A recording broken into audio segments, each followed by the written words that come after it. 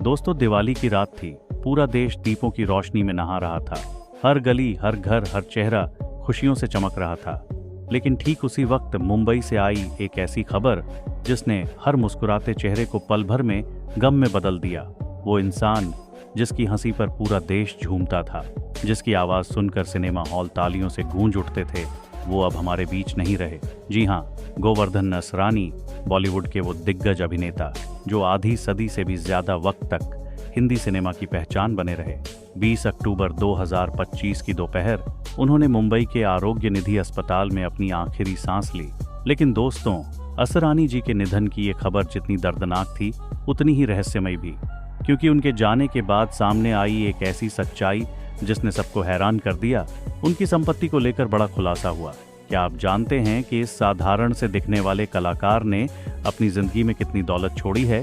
कैसे एक मध्यम वर्गीय परिवार से उठकर उन्होंने करोड़ों की संपत्ति बनाई?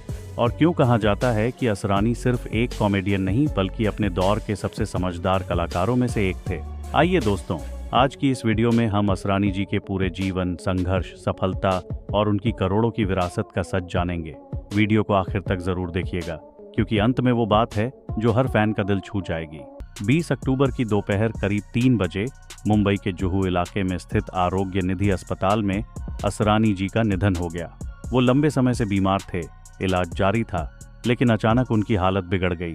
दोपहर होते होते खबर बाहर आई और कुछ ही मिनटों में सोशल मीडिया पर शोक की लहर दौड़ गई। लोगों ने लिखा, जिसने हमें हंसना सिखाया वो खुद हमें रुला गया।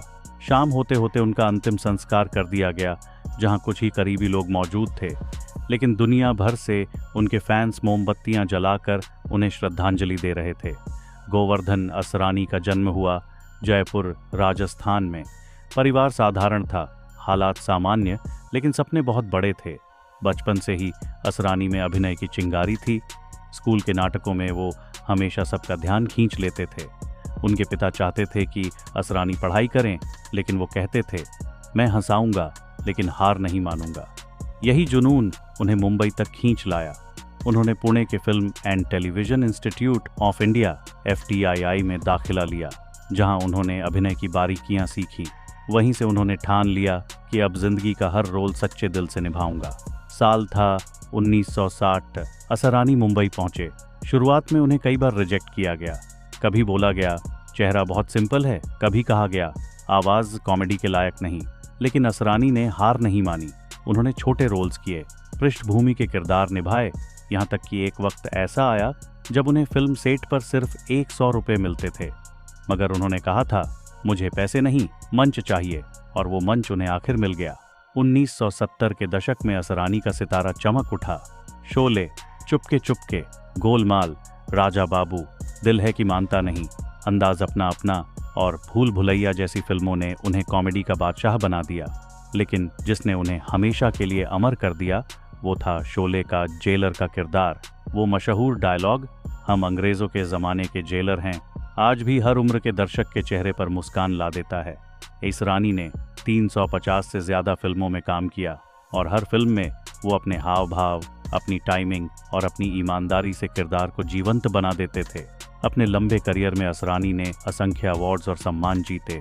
उन्हें सर्वश्रेष्ठ हास्य अभिनेता, सहायक अभिनेता और आजीवन योगदान जैसे पुरस्कारों से नवाजा गया। अमिताभ बच्चन ने एक इंटरव्यू में कहा था, असरानी वो कलाकार हैं जो कैमरे के सामने आते ही सीन में जान डाल देते हैं। अब बात उस रहस्य की जिसने सबको चौंका दिया। लोगों को हमेशा लगता था कि असरानी एक साधारण जिंदगी जीते हैं, लेकिन उनके निधन के बाद सामने आई रिपोर्ट्स ने हर किसी को हैरान कर दिया। मीडिया रिपोर्ट्स के मुताबिक असरानी जी ने अपने जीवन में लगभग 48 करोड़ रुपए की संपत्ति अर्जित की थी, जिसमें मुंबई का उनका खुद का बंगला, कई प्रॉपर्टी निवेश और FD शामिल हैं। सिर्फ यही नहीं, उन्होंने टीवी, थिएटर, विज्ञापन और ब्रांड एंडोर्समेंट से भी करोड़ों कमाए। लेकिन उन्होंने कभी इसका दिखावा नहीं किया। वो कहते थे, जो मुस्कान देता है वही सबसे अमीर है। 2025 तक उनकी अनुमानित नेटवर्थ 20 से 25 करोड़ रुपए की सक्रिय संपत्ति और कुल मिलाकर 44 करोड़ रुपए की विरासत मानी जाती है। और सबसे खूबसूरत बात, उन्होंने ये सब अपने परिवार के नाम छोड़ दिया। असरानी सिर्फ कॉमेडियन नहीं, बल्कि इंसानियत का चेहरा थे।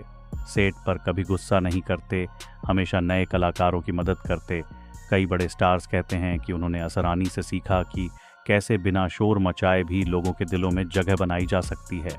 वो निर्देशन और लेखन में भी सक्रिय रहे, टीवी धारावाहिकों और थिएटर में भी उन्होंने जादू बिखेरा। उनका मानना था कला किसी उम्र की मोहताज नहीं। बुढ़ापे में असरानी जी शांत जिंदगी जी रहे थे। वो कम पब्लिक अपीयरेंस देते थे, लेकिन जब भी कैमरे के सामने आते वो वही पुराने असरानी लगते, मुस्कुराते हुए, खुशमिजाज, जिंदा दिल। उन्होंने आखिरी दिनों में कहा था, अगर मैंने किसी के चेहरे पर एक भी मुस्कान लाई है तो मेरी जिंदगी सफल है। और शायद यही वजह है कि उनके जाने के बाद भी उनकी मुस्कान हर दिल में जिंदा है। दोस्तों, असरानी जी का जाना सिर्फ एक कलाकार का जाना नहीं है, बल्कि उस दौर का अंत है जहां कॉमेडी सिर्फ जोक नहीं बल्कि दिल से जुड़ी कला थी। दिवाली जैसे त्योहार पर आई ये खबर हर फैन के लिए सबसे बड़ा सदमा बनी। लेकिन कहते हैं जो इंसान दूसरों को हंसाता है वो कभी मरता नहीं।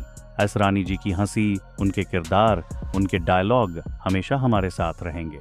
तो दोस्तों, अगर असरानी जी ने आपको भी कभी हंसाया हो तो नीचे कमेंट में ओम शांति जरूर लिखिए, क्योंकि ऐसे कलाकार सदियों में एक बार जन्म लेते हैं।